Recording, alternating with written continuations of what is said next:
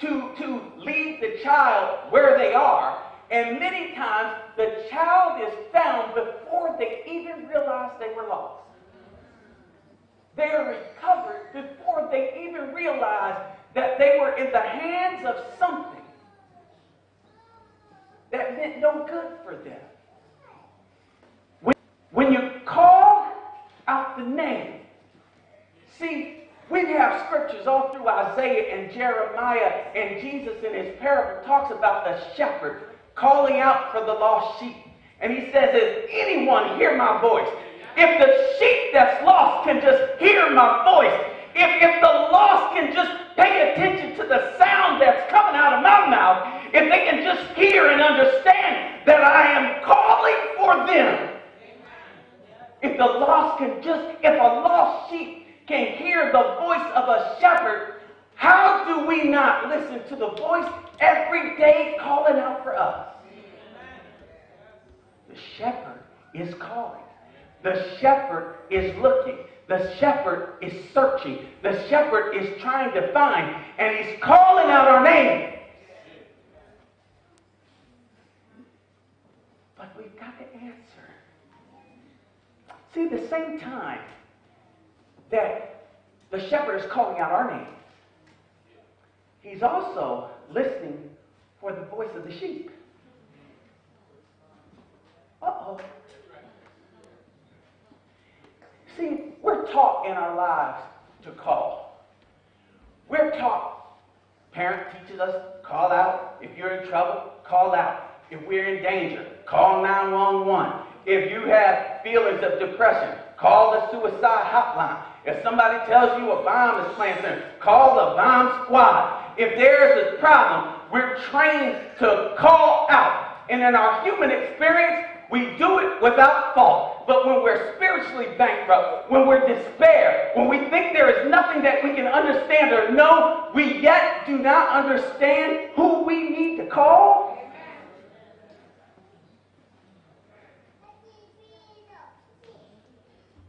See, in Genesis chapter 3, verse 8 and 9, we see Jesus calling out their names. Calling the name in the garden. Looking for him. He's looking for his children. They're hiding instead of answering the call because they're ashamed of the situation and the state, Sister Sterling, that they have found themselves in. And they find themselves, instead of listening and answering the call, they're hiding. See, this means something to us today. Because, see, many of us think we get into a place that we're not in the right situation to call, that we don't have the right to call. We messed up. We put ourselves in this situation, and God won't hear us because of what we've done and what we have. But he said, call me as you are. Bring the burdens to you that you have. Bring them here and leave them with me. So why do you not call?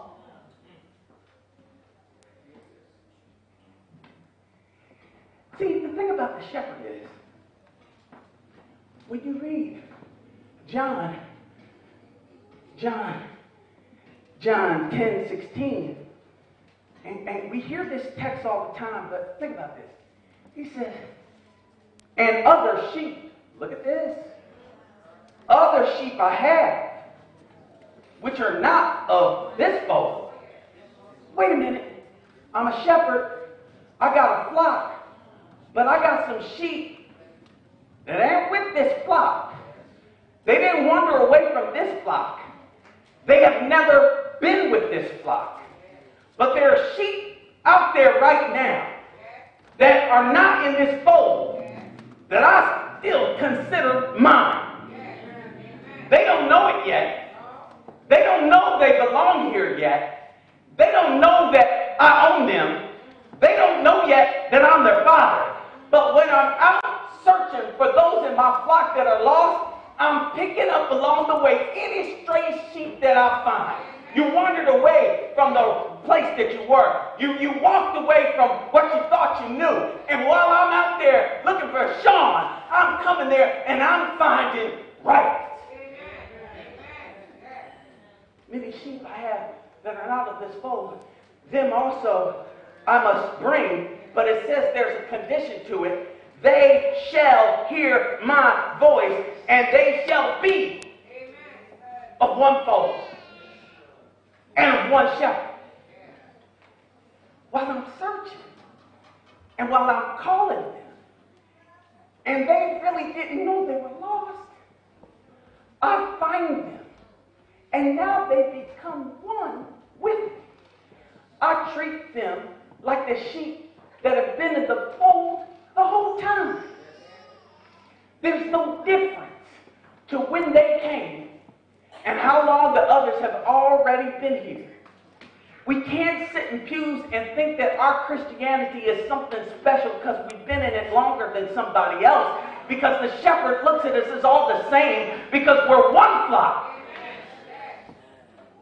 with one fold, one shepherd. See, in this, we see that there's a responsibility that we have to answer the call. But I still can't get this out of my mind, because it says, and to Seth, to him also there was born a son, and then began men to call upon the name of the Lord. See, it doesn't say they then continued to call the name of the Lord. It didn't say they resumed like they had stopped and now they're resuming to call the name of the Lord. It said men began to call the name of the Lord. See, this is interesting for a lot of reasons, because if we look at the view in the early passages, God is calling for us. He finds the lost, finding in their own nakedness and shame, like he found Adam and Eve. We learn that even though a price had to be paid, a plan was put in place for man's salvation, which would come through the woman, through the birth of the child, the Messiah, and that we would be restored. We learned that. We learned again out of Eden, out of the Garden of Eden, but not out of Eden. We have all that.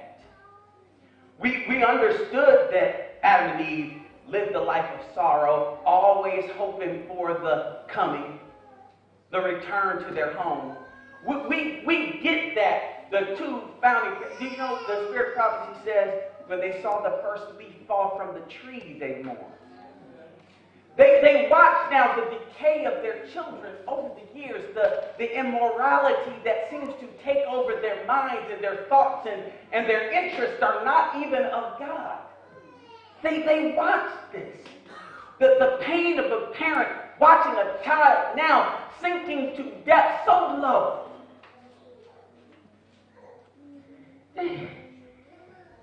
They watch this. When we read the Bible, it says that Cain was the hope. Eve hoped that Cain would be the one. She named him the man. And we knew that Abel was the one that somewhere along the line that their hopes passed on to. We knew all that. We know just through the stories as children that Seth was then born sometime after that. But there's something missing here. See, when I read this, the Bible has to make sense to me. Which is why evolution and that kind of thing makes no sense to me at all. See, I understand science. I appreciate the laws of physics and chemistry. I appreciate it. And things have to match to me. Don't give me information that contradicts. Now, I'm setting this up because I want you to understand what this means when we talk about Seth, because when I add up this time frame, just put it in how do you say that? How? That word, yeah. In order. Right? When you put that thing together, and we add it up, it says in Genesis chapter 5, verse 3, that Adam was 130 years old when Seth was born. Seth was 105 years old when Enos was born. So if I add that up together, because I count. little. 130 plus 105, doesn't that equal 235? 235 years have passed. And men are just now calling on the name of the Lord. What happened? Eden's still in the backyard. What happened? They could still see the Garden of Eden. 2 angels stationed on each side, not letting them in, and it took 205 years? Now, let's talk about this. See, we got to learn to read the Bible. See, Adam and Eve spent a life hoping for the return to their home. They spent a lifetime watching the decay and purity of their world just seeming to evaporate. They witnessed death in the plants and the animals and in their own family. But they are still fulfilling the mission that God had given them, which is to be fruitful and multiply. That's what it said, right? They're to fill the earth. That didn't stop with sin. They still had a mission. They still had a purpose. But they needed restoration. But so when I get that and I look and I say, if they're still needing, the ancient historian Josephus, he estimates that Adam and Eve had 56 children. I think that's too low. I'll tell you why. I talked to Elder Mahalan this morning. Y'all enjoying the warmth of Jamaica. He always got to ask me what the weather's like where we are. He says that he and Sister Mahalan, they had 6 children in a 9-year period.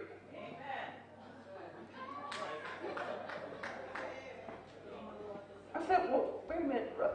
Mahalan, He said, yeah, 3 of them was pretty quick. Yeah, 3 of them, it was pretty quick. And he started laughing. He's my hero. Sister Watson had 8 children spread over a 20-year period. Adam and Eve lived a long time, y'all, having children while their children were having children. See, I want this to make sense to you. I want you to understand. Because there weren't just 3 people on the planet when Seth was born. See, I want you to understand. See, the Bible talks about people that help carry on the narrative. So there are sometimes things aren't mentioned if it doesn't add into the story. If I'm tracing the line of Jesus, I'm mentioning all the people that were in the line of Jesus. So I may not mention everybody else that was around at that time because they don't add to the story, the narrative that I'm talking about. We know about Cain and Abel because Cain being the firstborn, we know that. We know that Abel was also the brother, we know that. But in chapter 4, it says, even with the coming of the offerings of Cain and Abel, it says through the process of time, Cain came with the sacrifice. See, I want to explain this because you hear people out there that think they know science that try to disprove the Bible. So I'm giving you something that you'll be able to use. Just work with me here. So he's saying the process in time. That time has gone by, and the indication in the passages, they have lived their lives. They are now in their work and whatever they're doing. It never said that Cain and Abel were the only children. We know they're not because Cain had to marry somebody. Said he had a wife. And then people say, well, where'd they come from? If Brother Mahalan, as strong as he is, can have 6 children in 9 years, I'm Adam. Perfect man ever made. God gave me a wife that matches me. How many children you think I could have over a few hundred years? Adam was having kids. It says after the birth of Seth in chapter 5, it says after the birth of Seth that Adam and Eve continued to have children. It said they had other sons and daughters. When you go through the begats, it says, and this one begat and then had other children. And this one begat and had other children. And this one begat and had other children. See, here's why some of this makes sense. And I'll talk about this more when we get to the flood. When you look at the population for the world today, we've got about 7 billion people on the planet. Right? You with me? If you look at the story of the flood, which could have happened 4,200 and some years ago, give or take, right? And you take 6 couples. That's the story, right? Noah and his wife. It never said that Noah and his wife had any other kids. It said that to everybody else, including their sons, and had other children. It didn't say that Noah and his wife. So let's say Noah's wife, they're part of the 8 that were rescued during the flood. You got 6 couples, or 3 couples, right? Ham, Shem, and Japheth, their 2 wives. If you take a simple projection calculator, you know there's a formula to predict the population. I just did it for fun of my own, sticking in my own numbers, what I thought the average life expectancy would be for us, the average number of children. I even cut that in half to make it conservative, right? And I looked up online after I did my own calculation what other people had done. I came up to 6.2 billion people should be on the planet. We have 7. Pretty close, right? Now here's the question. If there was no flood, even if you took just 2 people and went back 6,000 years, our population should be 300 times what it is today. Where are all the people? Where'd they go? Where are their graves? If the population is supposed to be 300 times, then to me, you've got to do more to explain to me how there was not a flood than I have to explain to you how there was a flood. Because the numbers add up for me, that if we started again, so let's take Adam and Eve. Adam and Eve, 2 people. If we just put our own life expectancies to them, the average number of children, let's not say they had 56 children. They had some regular number of children, right, that they could have had in that time. 2 people, over that period of time, from 6,000 years to the time of the flood, at the minimum, the population would have been 11 million at the time of the flood. At the maximum, if you throw on their life expectancies that the Bible talks about, there could have been 250 million people on this world at the time of the flood.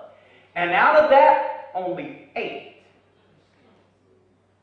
Now I want you to understand this. So when Cain killed Abel, Cain's worried about people that are coming at him, because my estimate, at the time that Cain killed Abel, there were at least no less than 25,000 people that would have all been living in the same spot. And if you throw on their projections as their lifespans and what the amount of children they were having, you know, Cain's son in the Bible is recorded as having 77 children through 2 women. If you put all that in there, there could have been 250,000 people on the earth at the time that Cain killed Abel. Because while their kids are, see us, we have kids. And then when our kids are older and start having kids, we're now done, right? Now, our kids, when their kids are old enough to have kids, they're done. Now, imagine you're in a society where me and my wife, Eve, just had our children. And while our children are having children, we're still having children. And while our children's children are still having children, oh yeah, we had some more children. And while our children's children had children, my new little son is now playing with my great-great-great-grandchild that was also just born. And we wonder how the earth could fill up so fast. It's just 6,000 people. So if I have to believe evolution, and in some of their models, man has been on the planet for 100,000 years, we're really missing a lot of people. It doesn't make sense. See, the key law in physics is things never go from disorder to order. It's called entropy. Things go from order to disorder. They started off in order, and then they break down and decay over a period of time. We're not in a process in the human experience of growth. We're in the process of decaying from the life that we were intended to live. So now we get to Seth. Seth is born 130 years after Adam. He's 105 years old when he has this child. Now, men begin to call on the name of the Lord. It starts taking some shape here, because when I start looking at the rest of these passages, and I look at Genesis 5, turn your Bibles to Genesis chapter 5. It says, "This is the book of the generations of Adam. In the day that God created man, in the likeness of God made he him." So we got that Adam was created in the image of God, right? We're all there, right? "Male and female created he them, and blessed them, and called their name Adam in the day they were created. And Adam lived 130 years, and begat a son in his own likeness, and after his image,